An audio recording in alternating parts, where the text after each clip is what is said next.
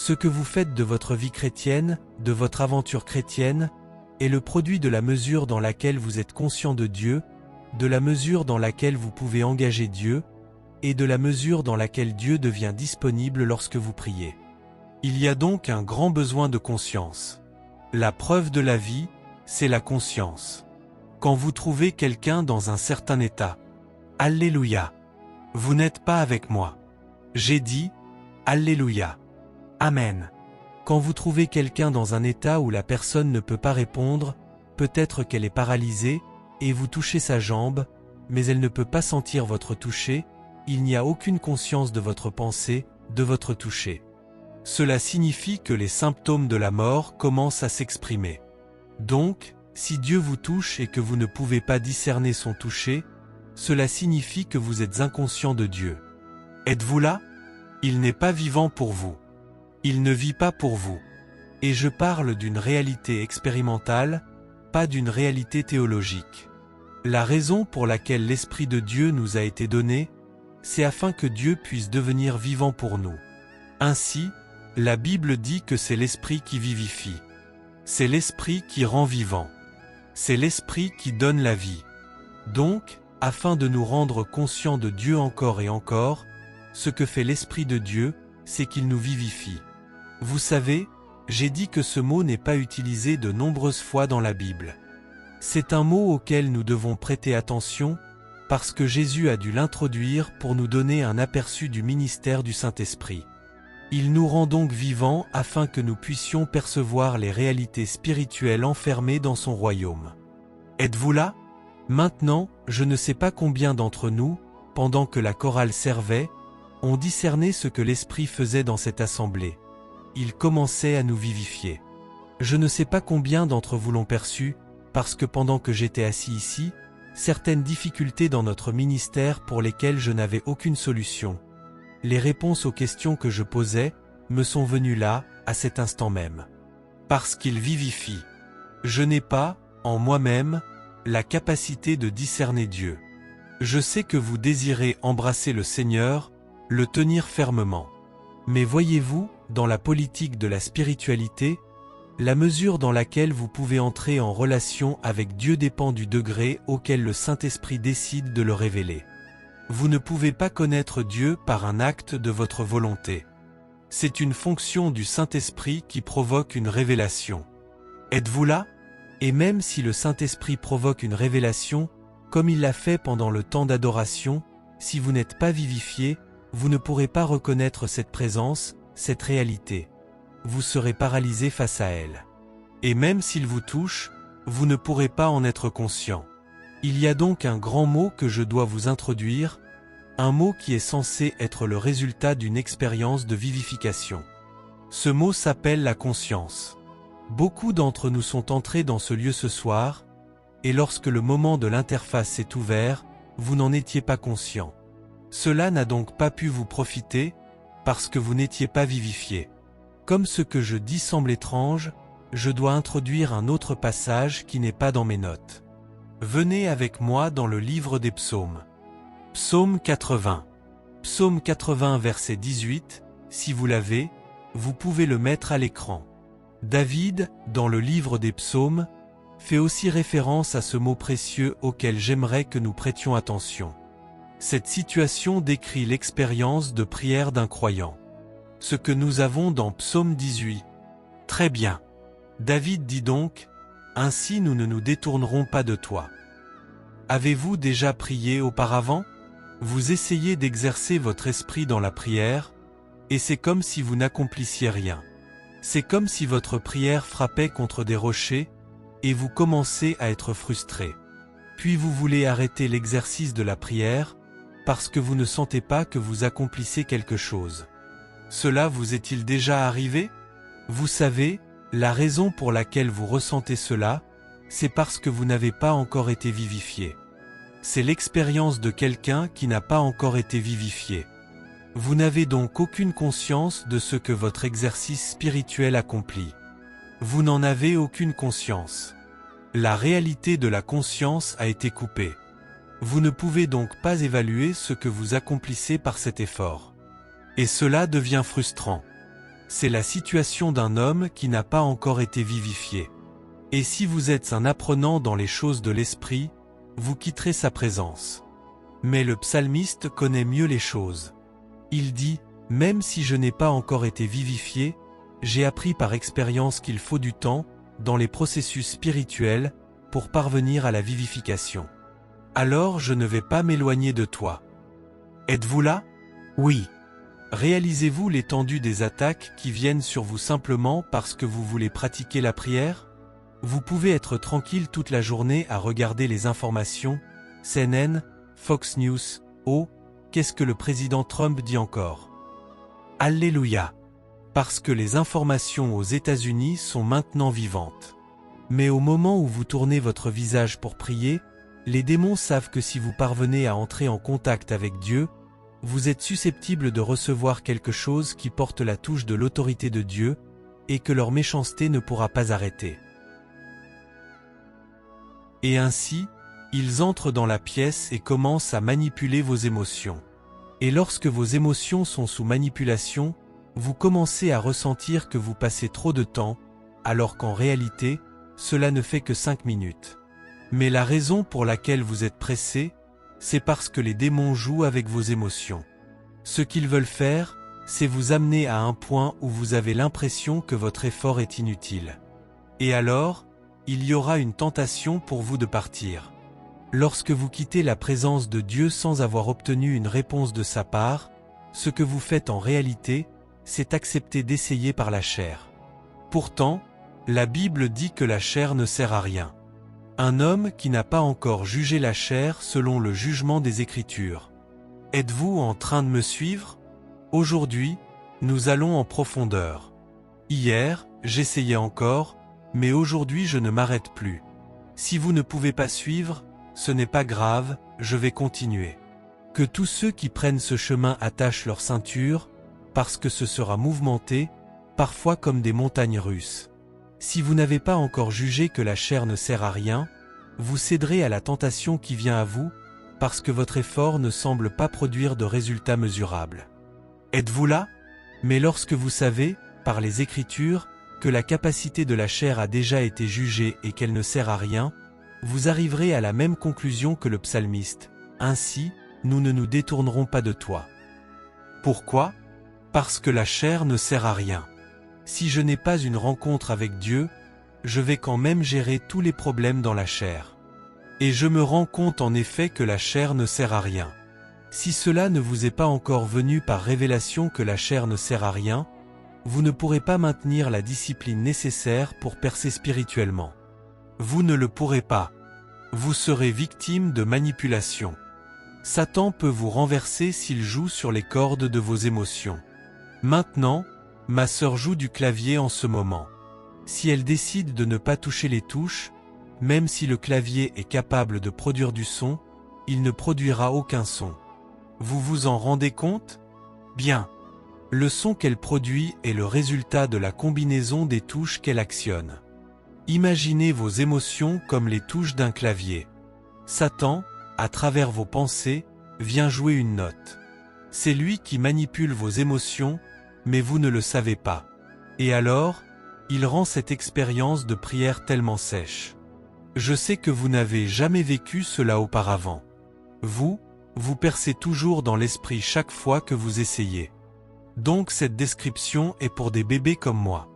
Vous faites un effort, mais il joue sur les notes de vos émotions et essaie de vous manipuler. Si vous êtes un enfant dans l'esprit, vous conclurez que cela ne fonctionne pas, et vous partirez. Vous reculez. Vous dites, ça marche pour les autres, mais pas pour moi. Et vous construisez une psychologie personnelle autour de cette expérience. Pourtant, votre expérience était démoniaque. C'était une expérience qui décrit une attaque du diable. Ainsi, ce croyant qui n'a pas la force de persévérer à travers cette sécheresse n'atteint jamais le point où il est vivifié. Et si vous n'êtes pas vivifié, vous ne pourrez pas discerner Dieu, même s'il passe aussi près que votre souffle. Parce que Dieu n'est pas chair, Dieu est esprit. Et pour pouvoir le discerner, vous devez être vivifié. C'est pourquoi le psalmiste dit « Ainsi, nous ne nous détournerons pas de toi. » Vivifie-nous, et nous invoquerons ton nom. Cela signifie que si vous n'êtes pas vivifié, vous ne pourrez pas maintenir une vie de prière constante. Combien de personnes dans cette salle ont déjà essayé de devenir des guerriers de prière? Et chaque fois que vous êtes ravivé avec du zèle pour revenir saisir les cornes de l'autel, vous êtes confronté à une frustration, une sorte de sécheresse. Vous commencez alors à sentir que vous ne touchez pas la bonne corde, et à cause de cela, vous reculez et décidez de retourner à la chair. Mais les hommes spirituels n'abandonnent pas si facilement, parce qu'ils savent que la chair ne sert à rien. Alors ils persévèrent jusqu'à être vivifiés. Il est intéressant de savoir que c'est ce passage qui m'a donné la percée dans la prière. Vous savez, à l'époque, les anciens nous enseignaient. Ils disaient, si tu veux apprendre à prier, surtout si tu ne peux pas vaincre le sommeil, prends des pierres et mets-les dans tes poches, ainsi quand tu voudras dormir et que les pierres te piqueront, tu te réveilleras. Mais ma chair est instruite. À cause de cela, mon éducation était tellement avancée que ma chair a appris à dormir même avec des pierres. Alors les anciens ont dit, d'accord, d'accord. Mais j'étais déjà passé au niveau supérieur. J'avais aussi maîtrisé l'art de m'endormir. Et même, ce qui favorisait encore plus le sommeil, c'était la fraîcheur de l'eau qu'on utilisait. J'ai essayé toutes les méthodes que les anciens m'ont enseignées, et aucune n'a fonctionné pour moi. Et dans ma frustration, je me suis retrouvé dans le livre des psaumes, parce que j'avais compris que David était un homme de prière. Je voulais donc voir si je pouvais découvrir un secret, jusqu'à ce que je tombe sur Psaume 80, verset 18. Ainsi, nous ne nous détournerons pas de toi. Es-tu parti? Toi qui es parti, tu as été coupé des bénédictions de la vivification, de l'expérience de vivification. C'est ce que j'ai compris ici. Tout le monde peut être debout dans une salle lorsque Dieu passe, mais l'effet de sa présence sera différent pour chacun, selon le degré de vivification qu'il a reçu. Je suis venu vous dire que Dieu est si grand, et si vous apprenez à exercer votre esprit, vous pouvez explorer Dieu comme des astronautes explorent l'espace. C'est une activité que vous ne pouvez pas épuiser. Vivifie-nous, et nous invoquerons ton nom. À cause de ce passage, chaque fois que je me mets à prier, je sais que ce n'est pas ma responsabilité de me vivifier moi-même. C'est la responsabilité de Dieu de me vivifier. Alors je commence simplement à parler en langue, et j'attends qu'il me vivifie. Ce n'est pas mon affaire, c'est la sienne.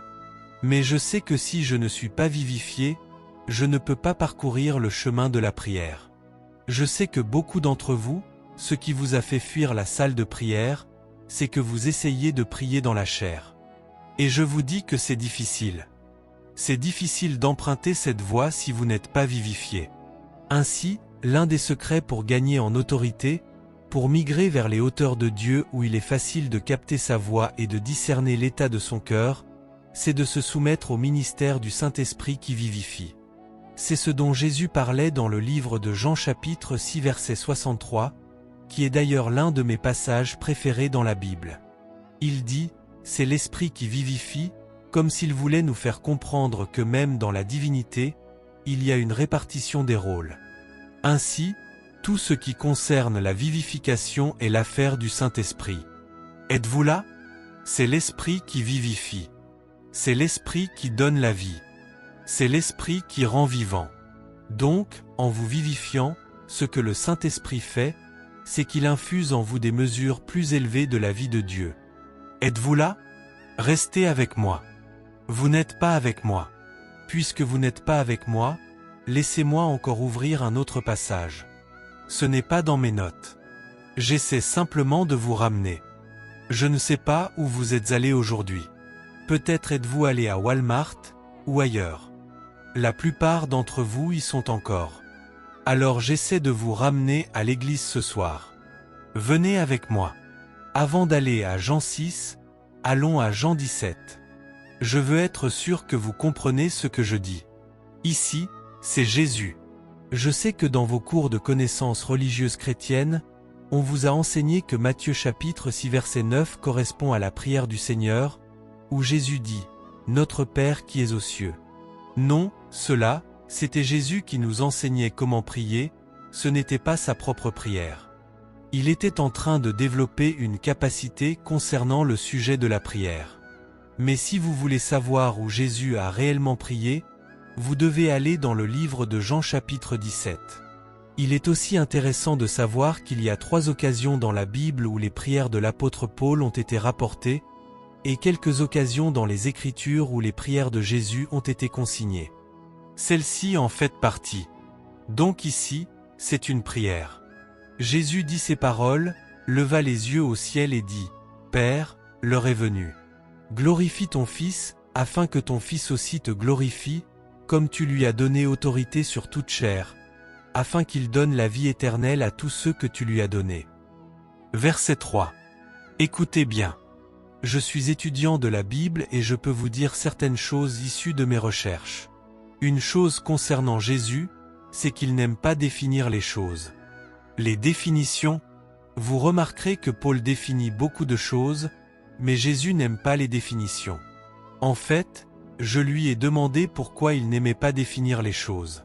Dans Jean chapitre 3, il avait l'occasion parfaite de définir ce que signifie être né de nouveau, et il a refusé. Je lui ai demandé, « Pourquoi n'aimes-tu pas définir les choses ?» Vous savez ce qu'il m'a répondu? Il m'a dit, « Je ne veux pas confier la vérité à la compréhension d'un homme purement cérébral. La vérité doit être connue par le témoignage de l'esprit, et non par la capacité intellectuelle. Comprenez-vous ce que je dis? Parce que la vérité est une personne. La Bible dit que l'esprit est la vérité, dans Première épître de Jean chapitre 5 verset 6. Vous pouvez donc comprendre qu'il y a une différence entre ce qui est vrai et la vérité. La femme qui était possédée par un esprit de divination disait des choses vraies, oui. Êtes-vous là? Mais le Saint-Esprit en Paul est l'esprit de vérité. Et même si ce qu'elle disait était vrai, cela ne venait pas de la vérité. Parfois, le discernement, bon, je vous laisse là-dessus. Vous comprenez déjà, donc inutile d'insister davantage. Êtes-vous là? Dans son enseignement, Jésus, vous pouvez me corriger si vous trouvez un autre passage. La seule fois où Jésus a défini quelque chose se trouve dans Jean chapitre 17. Donnez-moi ce verset. Jean 17 verset 3. La seule fois. Et ce que Jésus a défini, c'est la vie éternelle. Êtes-vous là? Pendant ce temps, vous devez comprendre qu'il y a une différence entre la vie éternelle et la vie éternelle au sens de durée sans fin. La plupart d'entre nous confondent les deux, mais elles ne sont pas identiques. Elles sont très différentes.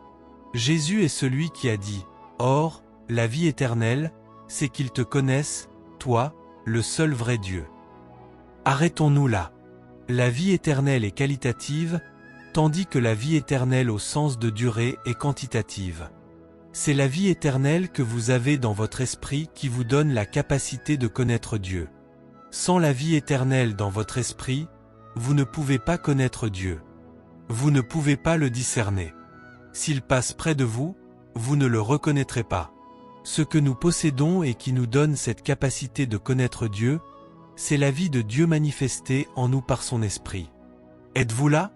Ainsi, lorsque Dieu vous vivifie, ce qu'il fait, c'est qu'il vous infuse des mesures et des impartations de sa vie, parce que c'est l'instrument qui vous permet de le détecter. Je ne dis pas que vous n'êtes pas né de nouveau ou que vous n'avez pas la vie de Dieu. Mais je dis que dans le processus de vivification par le Saint-Esprit, il vous remplit, il vous sature de cet élément que vous possédez déjà. Et à cause de cela, vos sens pour le discerner sont éveillés. Alors vous pouvez le suivre, vous pouvez entendre sa voix, vous pouvez percevoir sa présence, vous pouvez savoir que c'est lui qui vous a touché. Non pas parce que vous êtes allé dans une salle de classe ou que vous avez visité une bibliothèque, mais parce que la connaissance que vous avez maintenant vous a été donnée directement par le Saint-Esprit lui-même. Et il n'y a pas de connaissance plus profonde que celle que le Saint-Esprit donne lorsqu'il rend témoignage à votre esprit humain, afin que vous le connaissiez. Il y avait autrefois un faux prophète dans une certaine nation. Je ne veux pas mentionner le nom du pays, car beaucoup de personnes regardent en ligne et cela provoquerait des réactions, mais certains ici savent de qui je parle. Un faux prophète étrange, vraiment étrange. Il n'était pas né de nouveau, mais il avait un esprit de divination. Si vous avez le don de discernement des esprits, vous pouvez le démasquer. Mais même si vous le faites, les gens diront que vous êtes jaloux. L'intercession a commencé à monter pour que Dieu révèle cet homme. Et un jour, il a accordé une interview à des médias étrangers. Êtes-vous là? Ce prédicateur dont je parle était sur le continent africain, et l'équipe de journalistes qui l'interviewait était composée d'étrangers, des hommes très intelligents.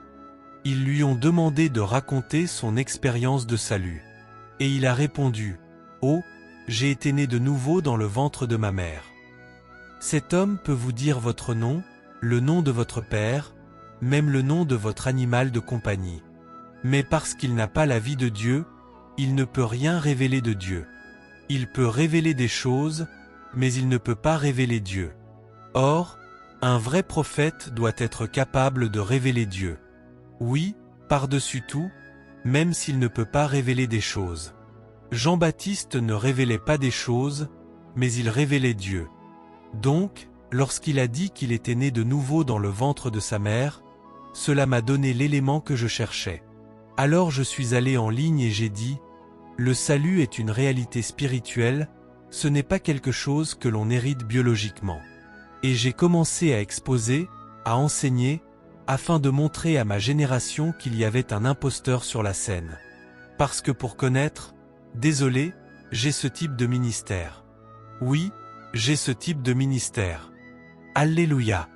Donc, les méchants ne m'aiment pas, parce que la Bible dit que la lumière est ce qui rend manifeste. La puissance des ténèbres réside dans sa capacité à cacher ses voies. Mais lorsque la lumière vient, elle brille si fort que rien ne peut rester caché. Nous devons donc exposer cela, ouvrir les yeux des croyants pour qu'ils voient que les ténèbres se trouvent ici. Pourtant, le ministère dont je parle était déjà mondial, et leur prophète n'était pas né de nouveau. Jésus a dit, « Or, la vie éternelle, c'est qu'ils te connaissent, toi, le seul vrai Dieu, et celui que tu as envoyé, Jésus-Christ, Jean 17 verset 3. Ainsi, la vie éternelle nous donne la capacité de connaître. Êtes-vous là? Personne n'enseigne à un chien à aboyer. Si ce chien est vraiment un chien, alors il aboiera. Le son de son aboiement, sa tonalité, qu'elle soit aiguë, médium ou grave, dépend de l'espèce du chien. Mais il doit aboyer s'il est un chien. On n'envoie pas un chien à l'école pour apprendre à aboyer. C'est inscrit dans sa conscience de vie. L'aboiement est une connaissance intégrée dans sa nature. De la même manière, lorsque vous recevez le Saint-Esprit au moment de votre nouvelle naissance, une partie de la conscience qu'il apporte dans votre être est la capacité de suivre Dieu, de connaître Dieu, de discerner Dieu. Il n'existe aucun autre moyen de discerner Dieu en dehors de la semence de sa vie. Est-ce clair? Ainsi, la Bible dit, c'est l'esprit qui vivifie. La chair ne sert à rien.